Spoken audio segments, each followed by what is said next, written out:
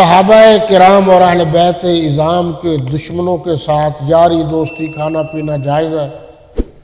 دیکھیں جی، بڑی صاف سی بات ہے، ستھری سی بات ہے۔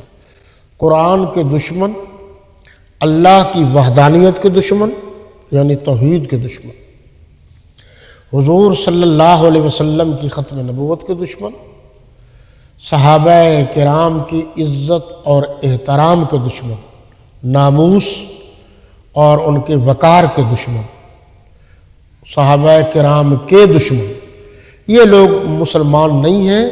آپ ان سے دور رہیں، جس طرح آپ ہندو کے ساتھ نہیں کھاتے، آپ عیسائی کے ساتھ نہیں کھاتے، آپ یہودیوں کے ساتھ نہیں کھاتے، آپ قادیانیوں کے ساتھ نہیں کھاتے، میری آپ سے درخواست ہے کہ ان لوگوں سے دور رہیں۔